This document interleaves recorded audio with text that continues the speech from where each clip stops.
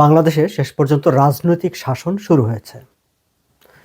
তারেক রহমানের নেতৃত্বে বিএনপি সরকার আনুষ্ঠানিকভাবে দায়িত্ব গ্রহণ করেছে, মন্ত্রিসভা গঠিত হয়েছে, শপথ শেষ হয়েছে এবং বিভিন্ন মন্ত্রণালয়ের মন্ত্রীদের মধ্যে দায়িত্ব বন্টন হয়ে গেছে। 18 মাসের মবের শাসন, জঙ্গলি শাসন থেকে এই যে রাজনৈতিক শাসনে প্রত্যাবর্তন একটি দেশের, যদিও মাত্র পরিবর্তনটি ঘটল, কিন্তু এর মাঝখানে আপনারা কোনো ধরনের পরিবর্তন কি টের পাচ্ছেন? সত্যি বলতে কি, নির্বাচনের পর আমার অনেকের সঙ্গে বাংলাদেশে যারা থাকেন বা বাংলাদেশের বাইরে রাজনৈতিক কারণে স্পষ্ট করে যদি বলি যে আওয়ামী লীগের বেশ কিছু নেতার সঙ্গে আমার কথা হয়েছে, যারা মনে করেছেন, যারা এখনও দেশে ফিরে যেতে পারেনি, কিন্তু তারা অনেকেই বলছিলেন যে তাদের কাছে মনে হয়েছে যে নির্বাচনটি হয়ে যাবার পর এবং রাজনৈতিক শাসন শুরু হবার পর তারা খানিকটা হালকা বোধ করছেন। যদিও তারা জানেন না যে তাদের সঙ্গে, মানে আওয়ামী লীগের সঙ্গে এই সরকারের কেমিস্ট্রিটা কী হবে, কিন্তু তারপরও দেশে একটি রাজনৈতিক শাসন কায়েম হয়েছে, একটি রাজনৈতিক সরকার দায়িত্ব গ্রহণ করেছে। এই ভাবনাটা অনেক অনেক আওয়ামী লীগ নেতা কর্মীকেও স্বস্তি দিচ্ছে, দেশের মানুষকে তো বটেই। আর আপনারা যারা আমার আলোচনা ভিডিও নিয়মিত দেখেন, তাদের মনে থাকবার কথা, গত বছরের আই থিঙ্ক সেপ্টেম্বর অক্টোবর থেকে আমি বলতে শুরু করেছিলাম বাংলাদেশে একটা নির্বাচনের কোনো বিকল্প নেই। নির্বাচন না হওয়া পর্যন্ত দেশি বিদেশি বিনিয়োগ হবে না, বিদেশিদের সঙ্গে সম্পর্ক উন্নয়ন ঘটবে না, এবং সত্যিকার অর্থে দেশকে যে একটা স্থিতিশীল পরিবেশে বা একটি বাসযোগ্য স্বস্তিময় একটা পরিবেশে ফিরিয়ে দেওয়া, সেটি কেবলমাত্র নির্বাচনের মাধ্যমেই সম্ভব। নির্বাচন হয়েছে, নতুন সরকার গঠিত হয়েছে।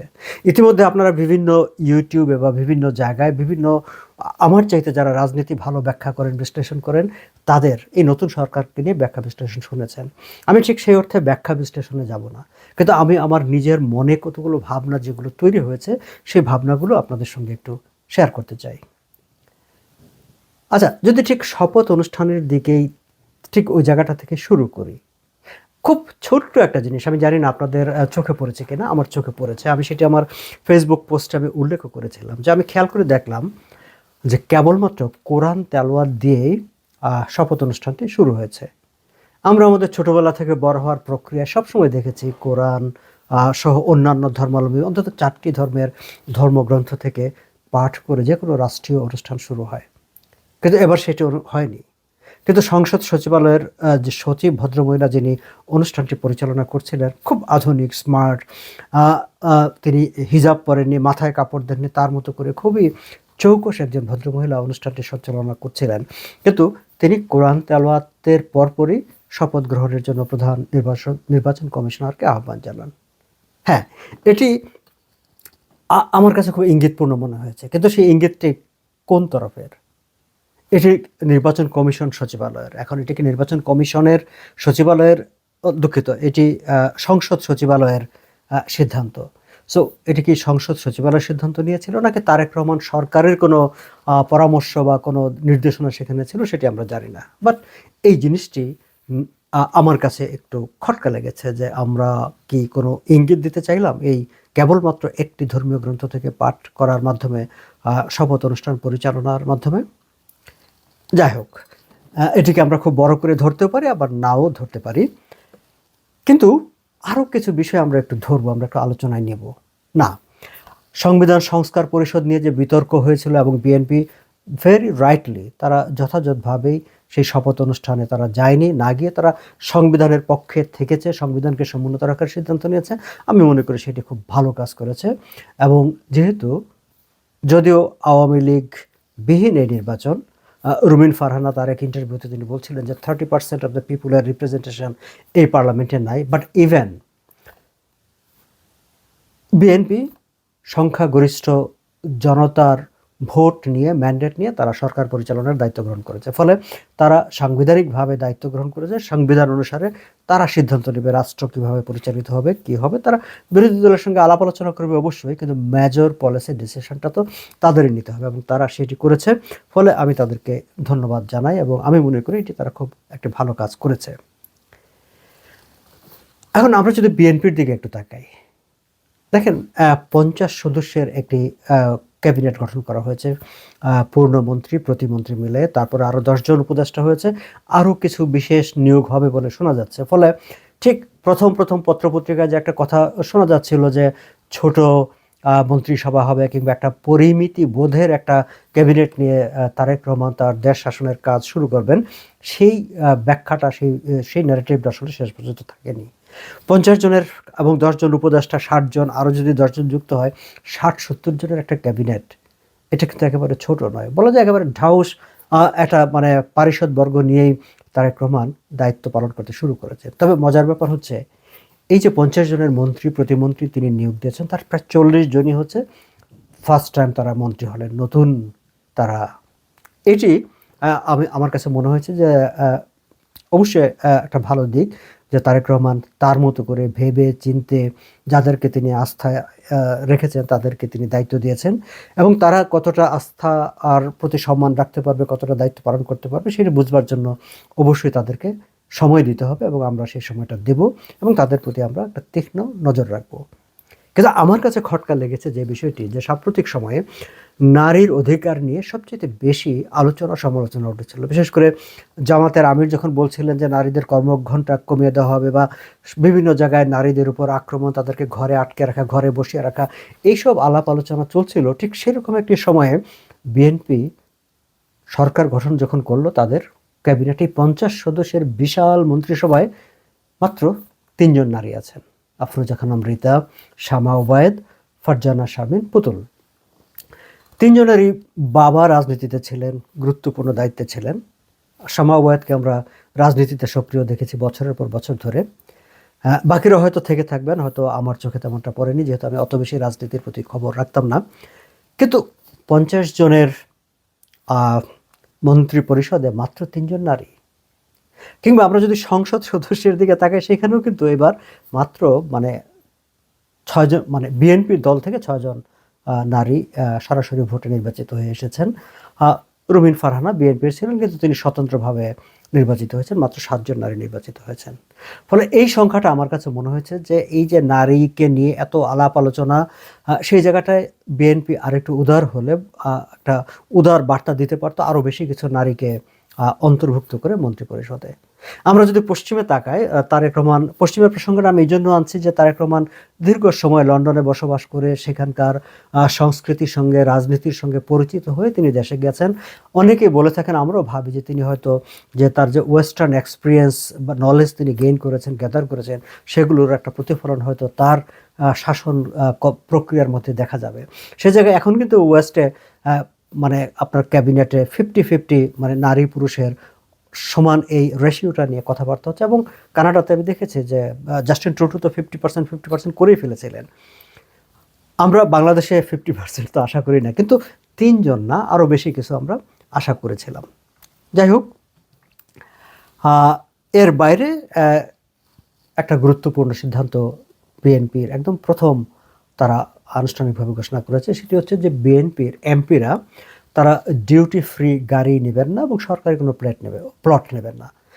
আমি এই সিদ্ধান্তের জন্য অবশ্যই ধন্যবাদ দিতে চাই, বিএনপিকে অভিনন্দন জানাতে চাই, তারেক রহমানকে অভিনন্দন জানাতে চাই। কারণে আমাদের এমপিদের এই যে ডিউটি ফ্রি গাড়ি নিয়ে অনেক কেচ্ছা কেলেঙ্কারির কথাবার্তা আছে, তারা গাড়ি নেন অন্যের কাছ থেকে টাকা নিয়ে, তারপরে ওগুলো বাজার দরে বিক্রি করে দেন, এমপিরা এক ধরনের ব্যবসা করে ফেলেন, এরকম কথাবার্তা অনেক হয়েছে, পত্রপত্রিকায় ওগুলো নিয়ে খবরও হয়েছে। এইবার যেহেতু এই জায়গাটা থেকে সরে গেছেন, আমার কাছে মনে হয়েছে এটা একটা খুবই ভালো সিদ্ধান্ত। একই সঙ্গে আমি আরও একটি কথা আমি সবসময় বলে থাকি, যখন এই ডক্টর ইউনূসের সরকার সংস্কার নিয়ে এত তোড়জোড় দৌড়ছুট করছিলেন, তখন আমি প্রায় বলতাম যে সবচেয়ে জরুরি যে সংস্কারটা, সেই সংস্কারটা তারা কেউ বিবেচনা করছে না।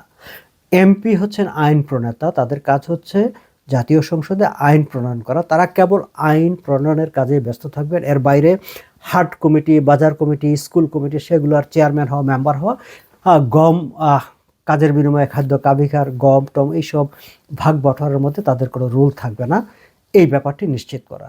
কিন্তু যারা সংস্কার করেছেন তাদের মাথায় আসলে অন্য কিছু 2 নম্বরে ছিল, তাদের আসলে সত্যিকারের দেশের ভালো করার কিছু তাদের মাথায় ছিল না, ফলে তারা এইসব বিষয়ের দিকে মনোযোগ দেয়নি। আমি এই প্রসঙ্গে, যেহেতু তারা এত গুরুত্বপূর্ণ একটা চমৎকার একটা সিদ্ধান্ত বিএনপি নিতে পেরেছে যে ডিউটি ফ্রি গাড়ি তাদের এমপিরা নেবেন না, সরকারি প্লট নেবেন না, আমি এই আহ্বানটি জানাতে চাই এবং আমি সামনের দিনগুলোতে এটি নিয়ে আরও কথা বলতেই থাকবো। এমপিরা বিএনপি এই সিদ্ধান্তটি নিয়ে যে তাদেরকে বাজার committee, school committee, college committee সেগুলোর চেয়ারম্যান করা হবে না, বা কাজের বিনিময়ে খাদ্য, রাস্তাঘাট বাড়ানো, সেগুলো স্থানীয় সরকারের কাজ, let them to do it. তারা করবে, এমপিরা শুধু আইন প্রণয়নের কাজে ব্যস্ত থাকবে। সংবিধানে সংসদের কার্যপ্রণালী ভিত্তিতে এমপিদের যে দায়িত্ব দেওয়া হয়েছে তারা কেবলমাত্র সেই দায়িত্ব পালন করবে। আমরা চাইব বিএনপি সেই দিকে এমপিদেরকে সেই দায়িত্ব পালনের মধ্যেই এমপিদেরকে নিয়োজিত রাখবেন, এবং সেটি যদি তারা করতে পারেন আমার মনে হয় যে সেটি খুব যুগান্তকারী একটি কাজ হবে। এখন যাই হোক, এগুলো তো গেল আনুষঙ্গিক কথাবার্তা। এখন এই যে নতুন সরকারের কাছে অনেকের নানা রকম এক্সপেকটেশন আমরা সোশ্যাল মিডিয়ায় আমরা দেখতে পাচ্ছি, পত্রপত্রিকায় অনেকে কলাম লিখেছেন, আবার এই সরকারের সামনে চ্যালেঞ্জগুলো নিয়েও অনেকে সরকারকে পরামর্শ দিচ্ছেন, সতর্ক করে দিচ্ছেন। কিন্তু আমার কাছে মনে হয়েছে একটা জিনিস, যে এই সরকারের সত্যিকার অর্থে তাদের শাসন পরিচালনা, দেশ পরিচালনা করাটা একটু ডিফিকাল্ট হবে। কেন জানেন? যে এখন মানুষ এত বেশি সচেতন হয়েছে। এই যে দেখেন, মানে সবসময় আমরা দেখতাম যে নতুন সরকার আসলে সরকার সংশ্লিষ্ট মন্ত্রণালয়কে বিভিন্ন ব্যবসা প্রতিষ্ঠান, সরকারি প্রতিষ্ঠান, পত্রিকার প্রথম পাতায় বড় বড় বিজ্ঞাপন দিয়ে তাদেরকে অভিনন্দন জানায়। ডক্টর মোহাম্মদ ইউনূসকে যখন এরকম অভিনন্দন জানানো শুরু হয়েছিল, সোশ্যাল মিডিয়ায় সাধারণ মানুষ তার প্রতিবাদ করেছে, তখন তিনি সেটি বন্ধ করে দিয়েছিলেন। সেজন্য তিনি অবশ্যই ধন্যবাদ পাওয়ার দাবি রাখেন। এখনও সেটি আবার শুরু হয়েছে, এবং সঙ্গে সঙ্গে সোশ্যাল মিডিয়া তার সমালোচনাও শুরু হয়েছে। এই যে পাবলিক স্ফেয়ার থেকে বিভিন্ন আপত্তিকর কাজের বা যে কাজগুলি অপ্রয়োজনীয় কাজের একটা কাউন্টার ক্রিটিসিজম শুরু হয়, সেটি হচ্ছে সরকারকে চেক অ্যান্ড ব্যালেন্সে রাখতে সহযোগিতা করে। আমার ধারণা যে সামনের দিনগুলোতে বিএনপিকেও এই ধরনের পাবলিক স্ফেয়ার থেকে এই যে চেক অ্যান্ড ব্যালেন্সের সমালোচনা, ক্রিটিসিজম, সেগুলোর মুখোমুখি আরও প্রবলভাবে হতে হবে। অপোজিশন পলিটিক্যাল পার্টি যেমন করবে, ইন জেনারেল পিপুলের কাছ থেকেও আসবে। ফলে বিভিন্ন এমপিদের, মন্ত্রীদের দায়িত্ব পালনের ক্ষেত্রে একটু সতর্ক থাকতে হবে বলে আমি একটু আগাম ভাবছি। শেষ পর্যন্ত কি হবে সেটি হয়তো তার আরও পরে বোঝা যাবে। কিন্তু ইন জেনারেল মানুষের যে এক্সপেকটেশন এই গভর্নমেন্টের কাছে, সেটি হচ্ছে আইন শৃঙ্খলা, অর্থনীতি, গভর্নেন্স, মূলত তিনটা জিনিস, কিছু না। সুশাসন, গভর্নমেন্ট ফাংশন করবে। ডক্টর ইউনূসের সরকার ফাংশন করছিল না, একেবারে অথর্ব হয়ে বসেছিল। সারা দেশে মবের রাজত্ব কায়েম হয়েছে, সরকার কোথাও কোথাও উস্কানি দিয়েছে, কোথাও কোথাও প্রশ্রয় দিয়েছে, কিন্তু বন্ধ করার চেষ্টা করেনি।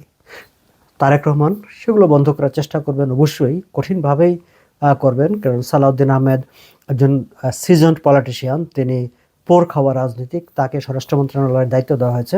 ফলে রাজনীতির যেই পালসটা সেটা তিনি বুঝবেন বলে আমি এক্সপেক্ট করি যে ল অ্যান্ড অর্ডারের জায়গাটায় তিনি খুবই বেশি মনোযোগী হবেন, এবং প্রো পিপল অ্যাপ্রোচ তিনি সেখানে অবশ্যই নেবেন। কিন্তু সরকারকে এই জায়গাটায় সিরিয়াস হতে হবে যে মানুষের নিরাপত্তার ব্যাপারটা, ইকোনমির ব্যাপারটা, এবং গুড গভর্নেন্সের ব্যাপারটা, সুশাসন। মানুষ যে কোনো কিছুতে বিচার চাইলে বিচার ব্যবস্থা সহ আর কি, মানুষ কোনো অন্যায় হলে অন্যায়ের বিচার হয়, কেউ অন্যায় করলে সে শাস্তি পায়, এই যে একটা ফিলিংস, এই যে একটা ট্রাস্ট, সেইটা মানুষের মধ্যে তুলে আনতে হবে। কিন্তু তার আগে যেই মুহূর্তে তারেক রহমান আজকে আমি যখন কথা বলছি আর কিছুক্ষণের মধ্যে কিংবা ইতিমধ্যে হয়তো শুরু হয়েছে, তিনি প্রথম তার ক্যাবিনেট মিটিং করবেন। ক্যাবিনেট মিটিং করে যখন দায়িত্ব শুরু করবেন, তারপর তার সামনে সবচেয়ে যে বড় চ্যালেঞ্জটি, সেটি হচ্ছে রমজানে দ্রব্যমূল্যের নিয়ন্ত্রণে রাখা। তারেক রহমান কিন্তু আসলে সময় পাননি, কিংবা নির্বাচনে ঢামাডোলে সবাই ব্যস্ত ছিল বলে সাধারণত যেটি হয়, রোজার আগে থেকে সরকারের এক ধরনের প্রস্তুতি থাকে যে জিনিসপত্রের দাম কিভাবে নিয়ন্ত্রণ করা যাবে, কোনটি সাপ্লাই বাড়াতে হবে, কোথায় কোথায় হাত দিতে হবে, এগুলো। এইবার সেই কাজগুলো হয়নি। অন্তর্বর্তী সরকার ব্যস্ত ছিলেন নির্বাচনে, বিএনপি মাত্র ক্ষমতায় আসছে, সব কিছু বুঝে নিতে নিতে রোজা শুরু হয়ে যাবে।